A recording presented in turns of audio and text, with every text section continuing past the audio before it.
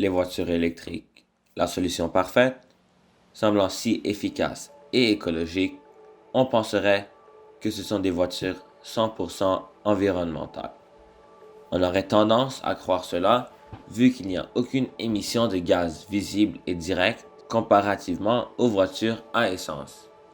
Mais ce que la plupart d'entre vous ignorent, ce sont tous les dangers environnementaux provenant quand même de ce type de véhicule. Ce qui nous ramène donc à cette question principale. Les voitures électriques sont-elles vraiment la solution à notre problème environnemental? Mesdames et messieurs, laissez-moi vous présenter les voitures électriques.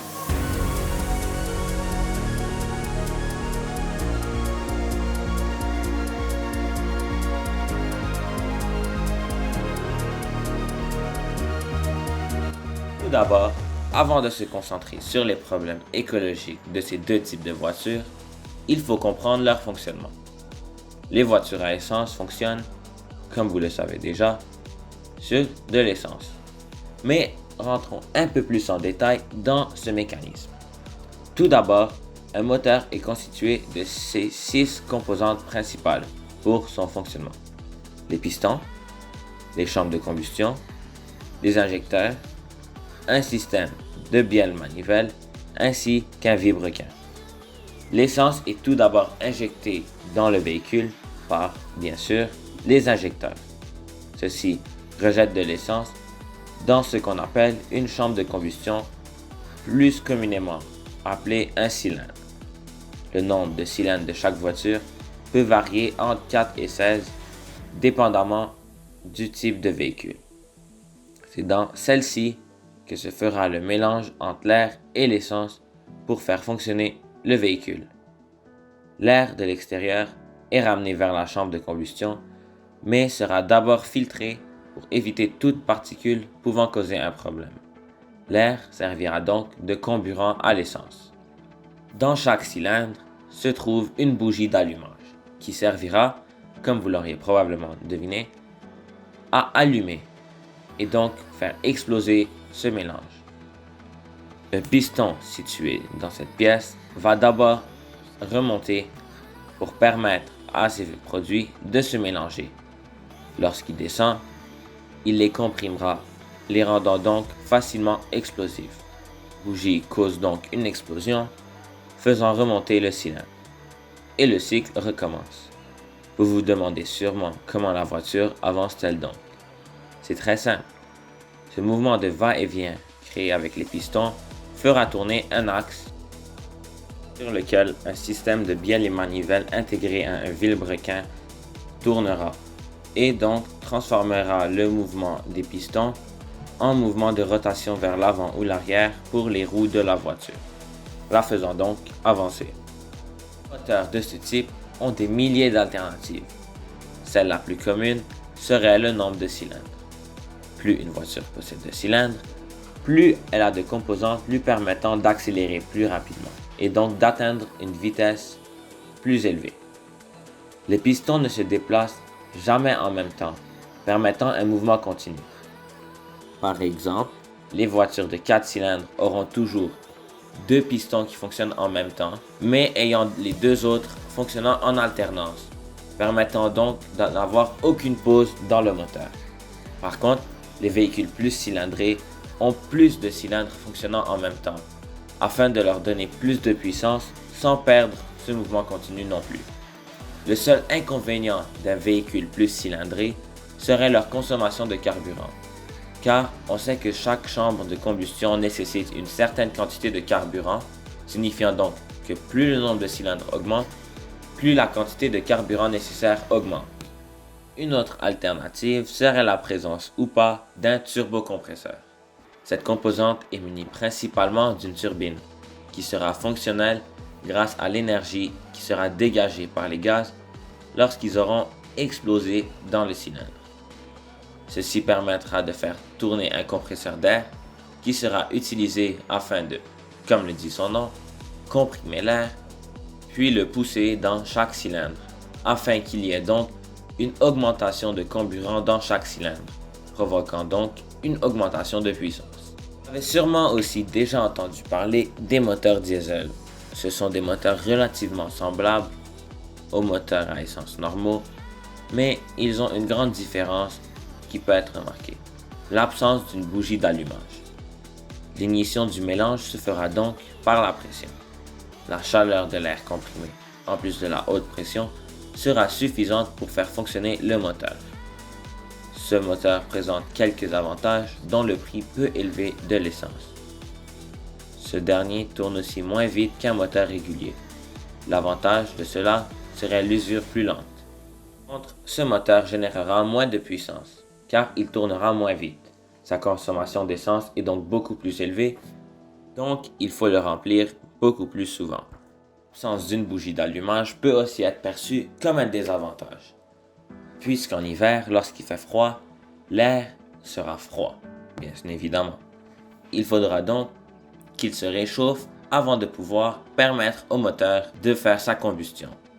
C'est donc pour cela qu'il y aura aussi dans ce moteur une bougie de pré-allumage qui va chauffer le moteur et le permettra donc de chauffer l'air. Il faudra donc attendre un certain temps avant de pouvoir démarrer et partir avec le véhicule, ce qui peut être perçu comme un autre désavantage.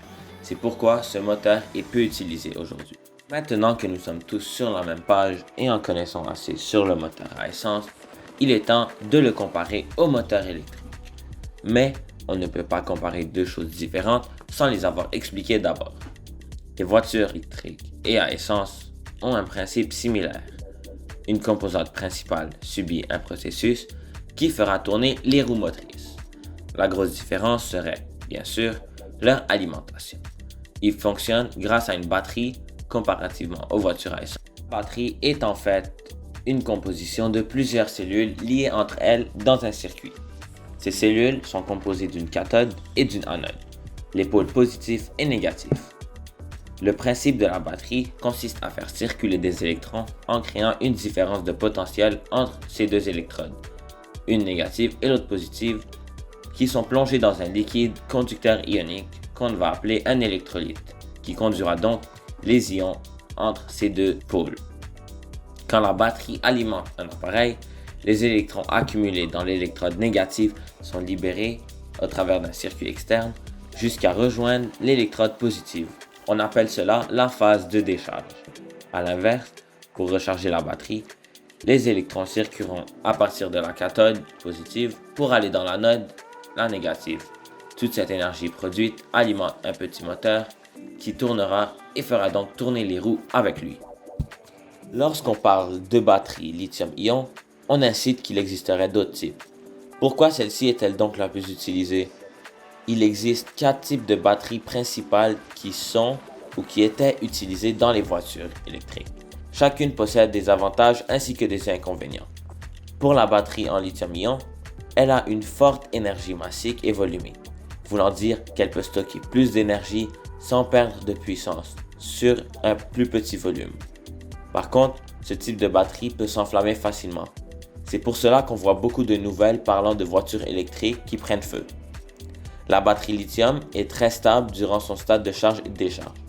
Elle possède aussi une importante densité massique et volumique comme celle au lithium-ion. Par contre, son recyclage est encore plus compliqué que les autres. De plus, cette batterie ne peut pas gérer son alimentation automatiquement, en causer des surcharges et donc de gros problèmes dont la prise en feu du véhicule ou même l'explosion. La batterie de cadmium et de nickel est très légère et possède une durée de vie excellente, mais son niveau de toxicité est très élevé, alors ce matériau a été banni et ne peut plus être utilisé. Le dernier type de batterie serait au nickel hydrure métallique. Elle est très légère et elle a une très bonne capacité de stockage d'énergie, mais elle est malheureusement très onéreuse et elle chauffe très rapidement. Il faut donc un système de refroidissement supplémentaire qui augmente premièrement le poids du véhicule, qui prend la place d'autres composants et qui donc augmente le coût du véhicule. Il est donc très rare d'en voir aujourd'hui. Question souvent posée, les autres composantes électriques ne drainent pas la batterie, diminuant donc l'autonomie? Les lumières, l'air conditionné, les systèmes d'alerte et bien sûr l'écran sont alimentés par leur propre batterie de 12 volts, nommée batterie accessoire. C'est aussi celle qui alimente les composantes électriques des voitures à essence, puisqu'on la retrouve aussi dans ces véhicules. C'est la pièce de base pour ce type d'utilité. Elle n'a donc pas d'impact sur la batterie principale, puisqu'elle fonctionne sur son propre mécanisme. Maintenant que nous savons comment fonctionne chaque voiture, il est temps de parler de ce que nous sommes ici pour, leur écologie. Tout d'abord, il est très connu que les voitures à essence polluent beaucoup. C'est une des principales raisons pour laquelle les industries automobiles se sont lancées dans la production de véhicules électriques. Rentrons plus dans les détails. Tout d'abord, il faut comprendre comment la pollution se produit.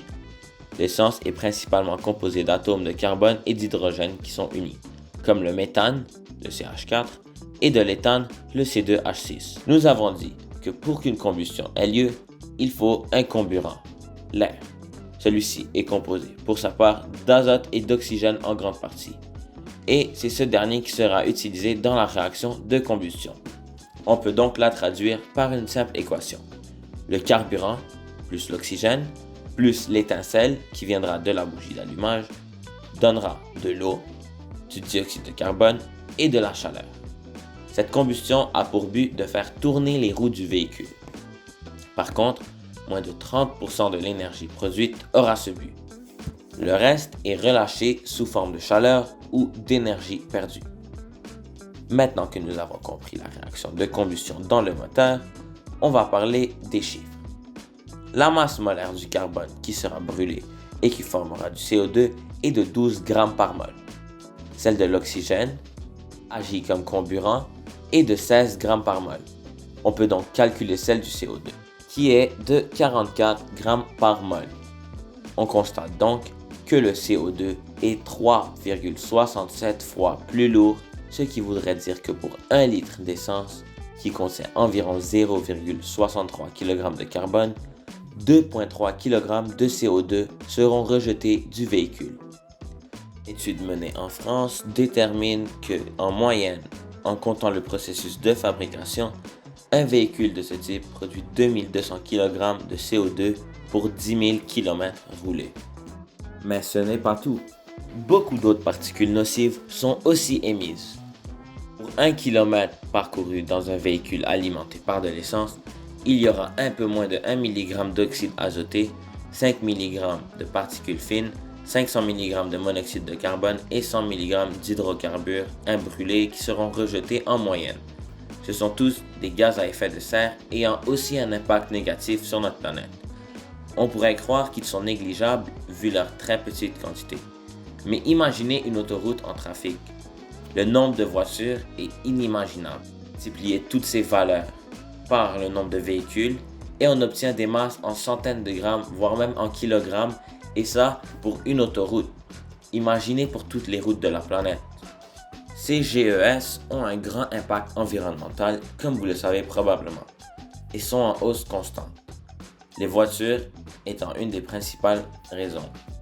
Ces GES détruisent des écosystèmes en forçant les animaux et la végétation à s'adapter à des températures très différentes de celles dans lesquelles ils sont habitués de survivre. Ils augmentent donc aussi le risque des feux de forêt et la fonte des glaciers. Bien sûr, ils affectent et détruisent la couche d'ozone, ce qui cause des augmentations de température, mais je ne vais pas m'attarder sur cela. Ces gaz ont aussi des inconvénients sur non seulement l'environnement, mais aussi notre santé. Ils augmentent les problèmes respiratoires dus à la pollution de l'air. Il y a aussi une augmentation de décès par la déshydratation et la famine, car ces hausses de température assèchent encore plus les pays déjà secs et même brûlent les récoltes des pays chauds. L'augmentation du nombre de véhicules sur la route impacte aussi les humains par une augmentation de la paresse et donc de l'obésité, mais aussi par la qualité de vie et le stress qui sont affectés par une grande quantité de véhicules sur des routes. Après avoir décrit et parlé de tout ce qu'on devait savoir, il est temps de répondre à la question. Les véhicules électriques sont-ils vraiment la solution pour notre problème environnemental? Commençons par parler de leurs avantages et inconvénients par rapport à l'environnement. Bien sûr, ces voitures ne rejettent pas de GES lors de leur conduite. C'est sur ce facteur que se basent les personnes qui disent que ce type de voiture est 100% écologique, et c'est là qu'ils ont tort. mais on en parlera dans quelques instants. Ces batteries ont une durée de vie énorme. En moyenne, elles ont un cycle de vie de 1000 à 1500 cycles de charge et décharge, qui vont environ 200 000 km. On peut donc faire environ 5 fois la circonférence de la Terre avant qu'elle perde de puissance et de fonction. Et c'est énorme. Les batteries électriques ne perdent pas toute leur valeur après leur vie. Elles peuvent être réutilisées pour les matières précieuses qui se trouvent dans celles-ci, même pour une autre utilisation que des batteries de voiture. Pourquoi sont-ils si polluants alors? La réponse est simple, la production. En plus de devoir fabriquer le véhicule en tant que tel, les fabricants doivent aussi faire la batterie spécialisée pour ces véhicules, demandant donc de ressources naturelles en grande quantité et dont l'extraction est surtout très polluante. Les batteries sont composées de métaux rares, dont le cobalt, le nickel, le manganèse et bien entendu le lithium, dont l'extraction nécessite beaucoup d'énergie et où l'extraction se fait dans les pays où l'électricité est souvent produite à partir d'énergies fossiles.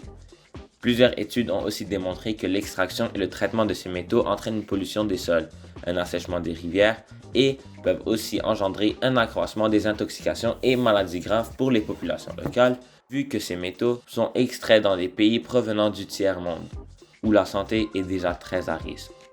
De plus de 50% du cobalt dans le monde provient des mines congolaises, où les travailleurs sont très maltraités et où les enfants sont aussi exploités. Parlant de matières premières, elles ne sont bien sûr pas illimitées non plus. On estime donc que si tous les véhicules devenaient électriques, les réserves de lithium seraient épuisées en quelques décennies. Comme on l'a dit plus tôt, ces matières sont extraites dans des pays où l'électricité est aussi produite par combustion, impliquant donc des rejets de CO2. De plus, les batteries sont produites en grande partie en Chine, ce qui augmente énormément leur pollution de l'air déjà très importante car leurs usines sont alimentées au charbon. Des études ont donc démontré que la production des voitures électriques produit 2 fois plus que celle des voitures à essence. En plus de la production, la plupart des pays utilisent de l'énergie fossile pour produire leur électricité. Le Québec a donc cet avantage par rapport à eux, car la production de son électricité ne pollue pas du tout. En France, la production d'1 kWh d'électricité produit environ 60 g de CO2. Alors imaginez la production pour charger une batterie au complet. Mais la disparition des GES n'est jamais totale. Si une voiture électrique roule 150 000 km, il y aura ces gaz qui seront émis par le frottement des pneus sur l'asphalte. Donc, une voiture électrique va produire environ 35% des gaz à effet de serre qui seront produits par une voiture à essence. Les émissions de NOx, de SO2 et des particules fines de la production des véhicules électriques sont aussi 1,5 à 2 fois supérieures à celles des véhicules thermiques. Sur son cycle de vie, donc de la production jusqu'au recyclage, en passant par son utilisation, la voiture électrique émet par contre jusqu'à 3 fois moins de gaz à effet de serre qu'un véhicule à essence. Cela est donc dû à leur cycle de vie énorme. Mais cela n'empêche quand même pas à ces véhicules de polluer. On ne peut donc pas l'utiliser comme facteur pour dire que ces véhicules sont 100% écologiques. Il ne faut aussi pas oublier l'inflammabilité de ces batteries, puisque comme on l'a mentionné plus tôt, malgré leur efficacité, les batteries de lithium-ion sont très à risque d'inflammation. Cela est donc un facteur important duquel il faut tenir compte. Après avoir analysé le fonctionnement et l'écologie de chaque véhicule, on peut constater qu'aucun véhicule n'est parfait. Les voitures à essence offrent une plus grande puissance de moteur et ont des prix très abordables.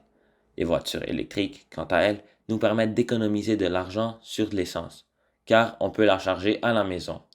Mais ces véhicules ont aussi chacun leurs conséquences. Il n'y a donc aucun véhicule qui peut résoudre nos problèmes et donc aucun véhicule ne répond aux critères de 100% écologique. Il serait intéressant de voir comment les voitures vont évoluer et ce que le futur nous offrira dans le monde de l'automobile.